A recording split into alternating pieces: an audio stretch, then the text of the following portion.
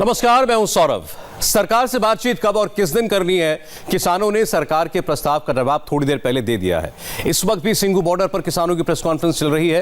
किसान संगठनों ने 29 दिसंबर को बातचीत की तारीख का ऐलान किया है। सिंघू बॉर्डर पर 40 किसान नेताओं की संयुक्त बैठक के बाद इसका ऐलान किया गया। किसान संगठनों का कहना है कि 29 दिसंबर की सुबह 11 बजे सरकार से बातचीत के लिए वो तैयार है, लेकिन किसानों ने बातचीत का एजेंडा भी पहले से ही तय कर दिया। किसान संगठन तीनों कृषि कानूनों को निरस्त करने की प्रक्रिया समेत 4 बड़े मुद्दों पर बातचीत करने की शर्त रखी है। हम संयुक्त किसान मोर्चा की ओर से सभी संगठनों से बातचीत कर निम्नलिखित प्रस्ताव रख रहे हैं। अब हम ये प्रपोजल दे रहे हैं सरकार को, जो मैं पढ़ के सुनाऊंगा।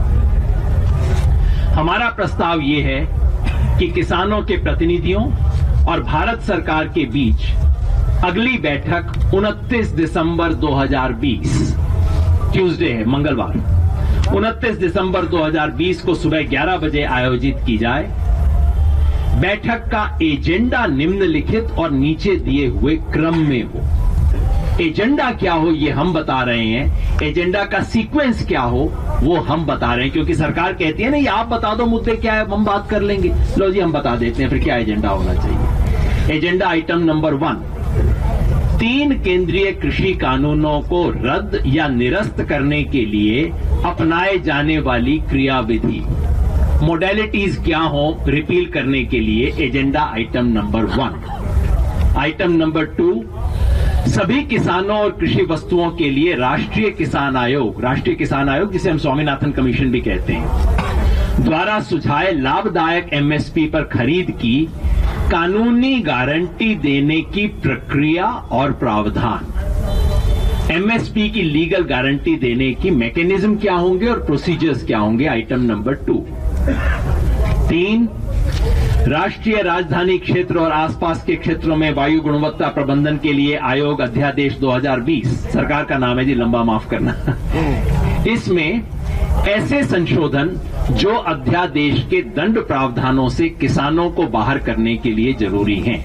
ये पराली वाला जो मामला है उसमें किसानों पे पेनल्टी का जो प्रोविजन है उसको इससे कैसे बाहर किया जाए, ये आइटम नंबर 3।